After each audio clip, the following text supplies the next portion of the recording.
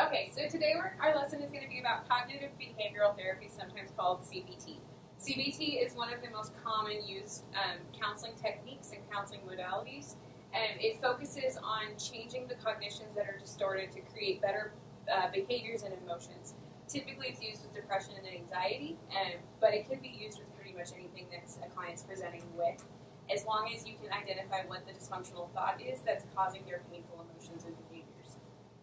These are our learning objectives. After this lesson, you'll be able to describe in general the theory. You'll be able to identify what pros and cons there are for both the therapist and the client, because both do experience those. And then you can draw conclusions about the effectiveness of homework. CBT is one of the only forms that uses homework that is sent home with the clients, and so we'll talk about that in depth later as well. So first, we're going to watch a quick video to introduce CBT and the theory.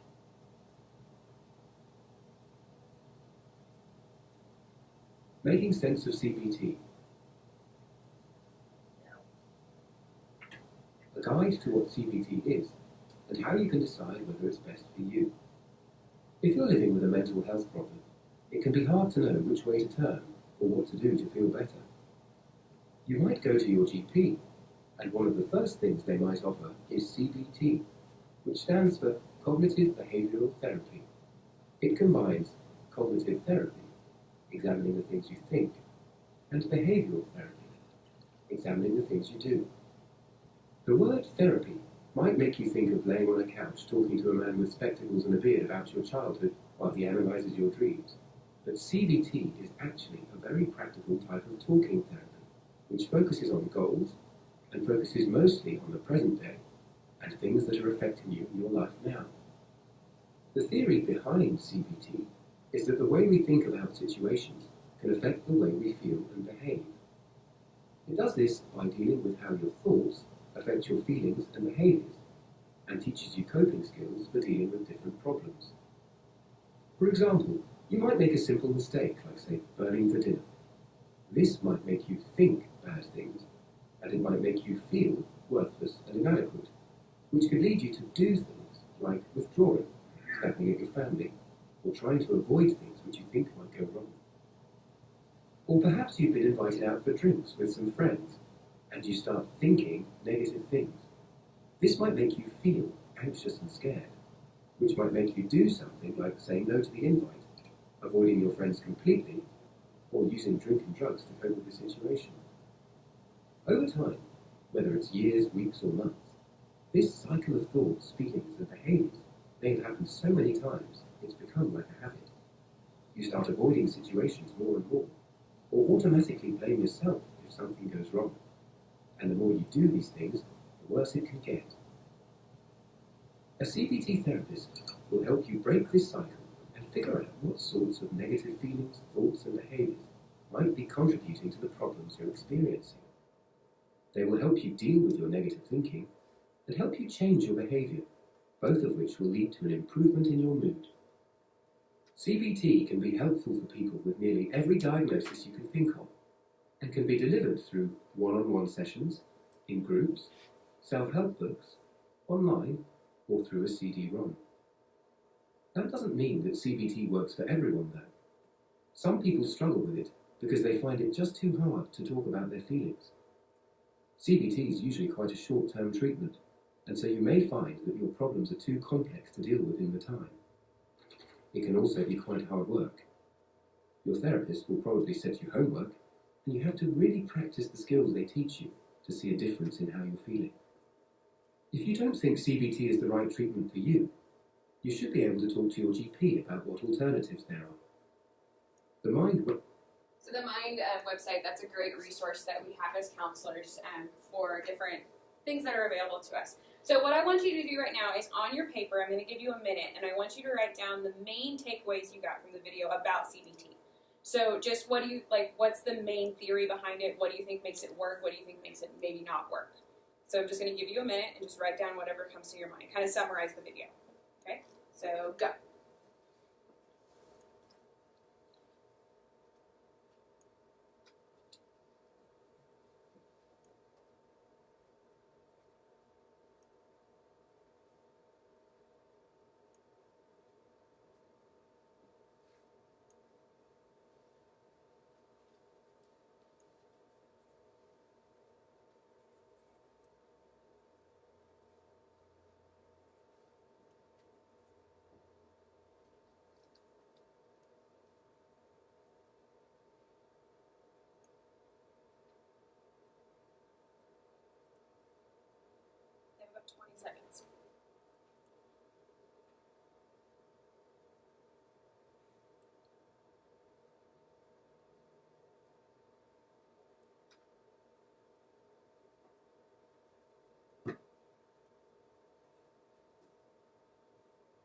Okay, so now what I want you to do is turn to the person, you two in the front, turn to the person behind you, and I want you to share with that partner what you wrote down and let them share with you what they wrote down. So about 1.5 minutes each. We're going to do it for 3 minutes.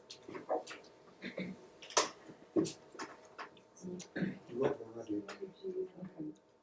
Okay, so as you said, that CBT therapy is using talking about life as it really is, and it has a cycle about it. That you think things, then you feel the things that you've been thinking about, and then those feelings cause you to behave in a certain way. There's a lot simpler videos about the fear of interaction with others, and it addresses some methods to help overcome it. And did write a book something about counseling CDs. Actually becoming aware of the ways you think Then practice and thoughts maybe their actions. sessions with one-on-one people and then in small groups. We'll still have about 1 minute. So the CD therapist kind of helps you deal with your thoughts to prevent your feelings. So if you're done discussing, then discuss who's going to share with the whole class. She is. So what will she share? You got elected. Well, tell her what she should share. What? Tell her what she needs to share with the rest of us. Sure, what to. So I have to read yours? No, you can memorize. I wrote it somewhat. About half of it.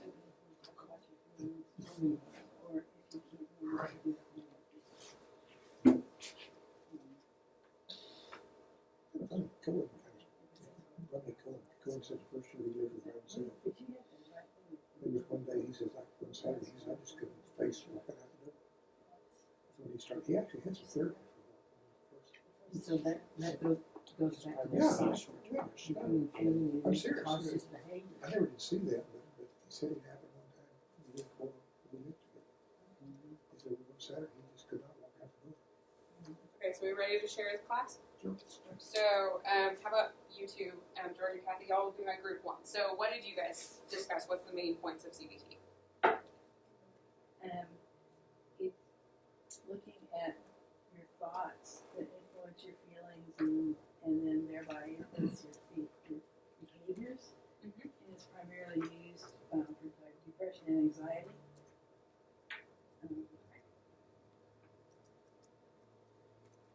That's good. And what about group 2? Well, CBT basically is therapy using talking about life as it really is. That's good. I like that. And like what they said in their group, it goes through a cycle because you first have thoughts, and then you have feelings about those thoughts, and then those feelings kind of sort of dictate what your behavior is. And I like that you said cycle, because as a counselor, that is kind of the reason why you choose to use CBT as your methodology, is because you believe that thoughts, behaviors, and emotions are all cyclical in nature. Most of the time, you're targeting those thoughts because those are easier to manipulate and to change, which then will change the emotions and change the behaviors and change those actions. So I like that you picked up on the cycle of it. Okay, so now that we understand more kind of like the basic outline of CBT, and these are some of those points that y'all gave me, which were awesome, I want to talk about the homework with CBT. So CBT is pretty unique in the fact that one of the things they do the most is using homework, which they showed in the video, where he sent the guy home with some homework. This is therapistaid.com. As you can see, I chose adults in CBT. You could choose adolescents or children. It's a resource site for counselors. You can choose any different disorder or therapy modality. CBT is one of the most commonly ones that's used. That's why it's most frequently up at the top. So I selected that, and then it tells you there's interactive tools, there's guides, there's articles, videos, worksheets. So most of the time, I like to use worksheets. Those are really practical for people to use, and they make most sense, usually, for people. So this is what we're actually going to do an activity with. So this is called a thought record. So do y'all remember the video? It showed a triggering situation, and I think it was he burned the food or something like that. So there's always a trigger. There's a situation that happens. you burn the food. What could be another situation for someone that could trigger them to feel anxiety? Big social event. Okay, big social event. That was also in the video. And so maybe it's, they have a big social event coming up and they're nervous about it. And they're nervous about it because the thought that they're having is no one's going to talk to me. No one likes me, right? So that's their anxiety or their depression, right? Because depression isolates.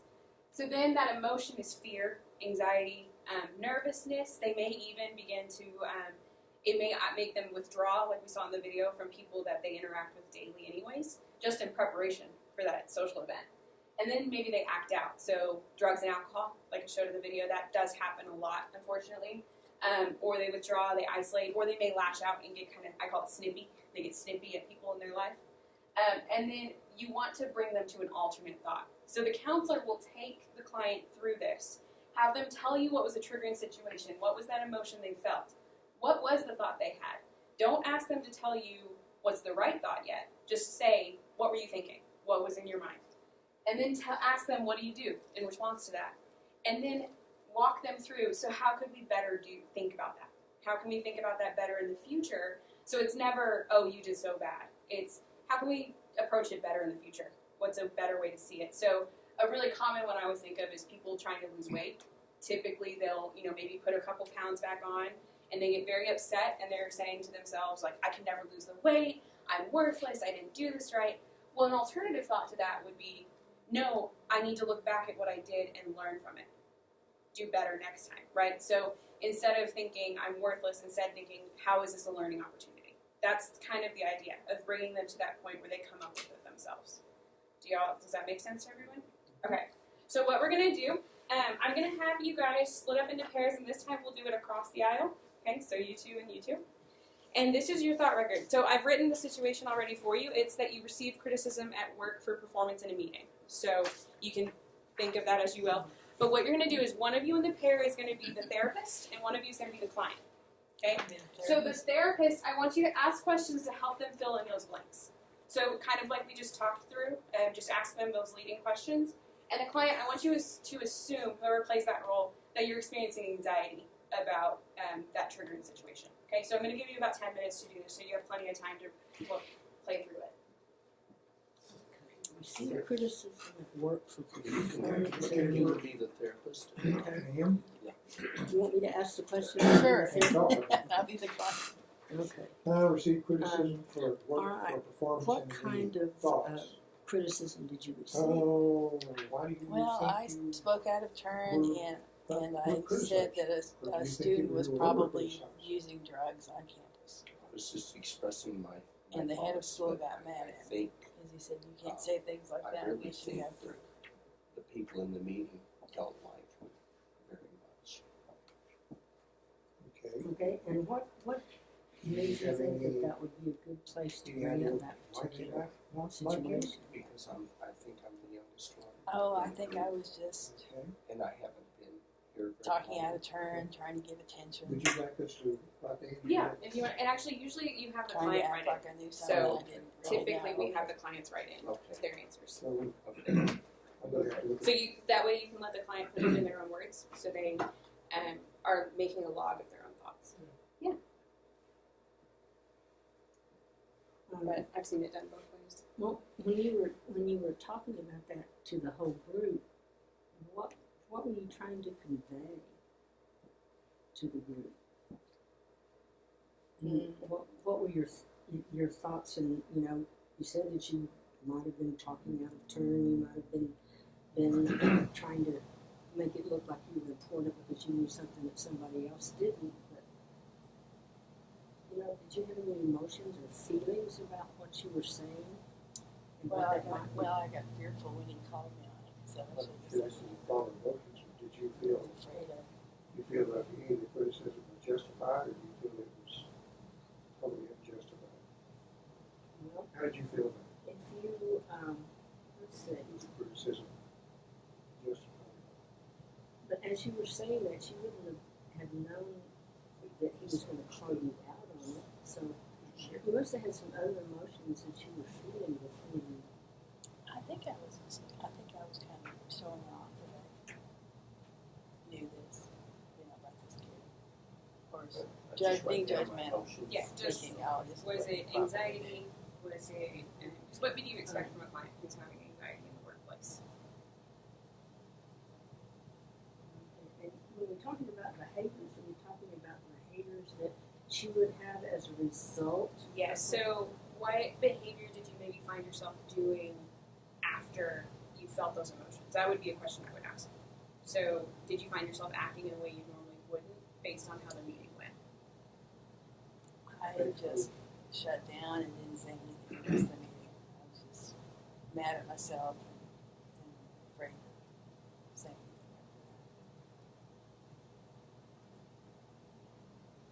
Well, but you must have had some kind of thoughts about the fact that you were kind of trying to help this person. I mean, surely it wasn't, that you were entirely trying to show off. You must have had another thought about why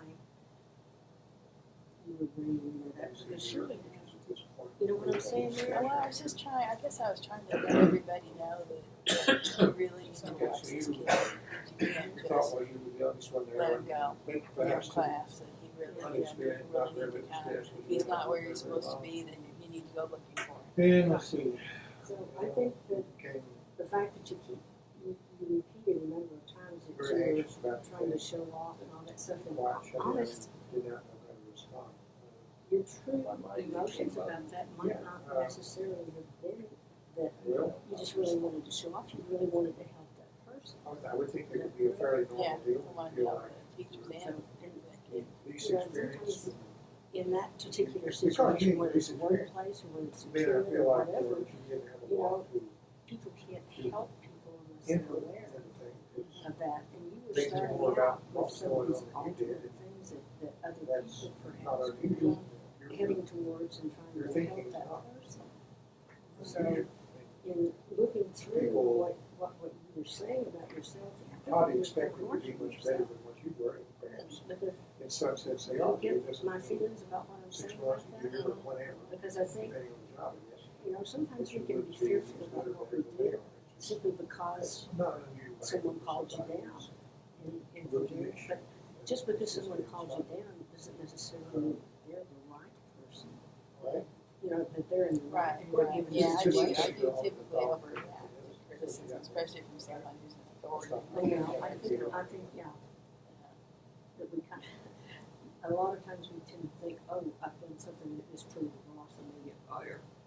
And that does Or you create, won't like me. yeah, and that does create a little bit of anxiety, which sometimes leads you to do, other things. But, was there another way that maybe you think you should have handled it after just having transpired the way that it did? I guess I could have been honest. I could have said, I could have apologized for maybe, saying something I really didn't know about that student, but that I really was concerned that people know that he could get into some serious trouble. I guess. You also thought maybe to discuss it with the supervisor. So, But instead, I That might just be- shut down. yeah. Because they just find out how they But feel. just the alternate thought way of saying, instead of They saying, don't expect you to walk in the first day. or the instead of first saying week, he the has a first drug month, problem, you might could have approached it know perhaps exactly as what you're saying, doing. like you Don't said, make mistakes. this person has a situation that I'm not really So sure. you don't is make, involved in. should I say, bringing up mistakes, That's bringing up And making those that decisions. might have given somebody else rise, perhaps, to say. You're not expected to know it all. Okay. Plus that, don't always think that you've got to be the star of the room or the best guy on. You walk in any, for example, you walk in any class, there's probably going to be somebody in it that's very, very good. I think You may you're not right. be. Yeah, I'd probably, You may not rather be than the shutting down, superstar. if I would go And ahead it and even just goes up, just keep talking through the situations that would get probably yourself work out. better. That, Well, when you're talking even the about best in some some rooms, situation, put it in a different just situation, talk are about one of the best. generalities instead of Just don't have that specific expectation action of drugs or what. Right, Don't right, yeah, it's check not good yourself that down because there's you're a specific a student. superstar and know it all. And you know what, some of these type of things, Be realistic. these type of thoughts that you You're not had quick about on it. the way you felt Even the about best the fact ones. that your boss said something to you, is going to create a different feeling for when you go into another meeting with you. So That's true. kind of talking about, when we were talking about the video, that's cyclical. Yeah. Okay, so we're ready to discuss. Mhm. So who was the client in the? Well, it was you and you. Okay. So what would you say was easiest about playing the role of the client? Like when you imagine yourself having anxiety, what was the easiest process for you? I used a situation that actually happened to someone else in a meeting that I witnessed, and it made me very uncomfortable just witnessing it. Right. Okay. So I was able to use that, and I could kind of bring up those uncomfortable feelings. Yeah. So usually it is easier to come up with the feelings first, right? Yes. Most of the time when I've seen these kinds of thought logs used with clients, they gravitate to the feeling piece first. So they know the triggering situation and they know the feeling. They don't always think of the thought right off the bat. It's more of, well, this happened and then I felt this way. But there's always a thought in the middle, whether we realize it all the time or not. So what about you? What did you think was the easiest piece? I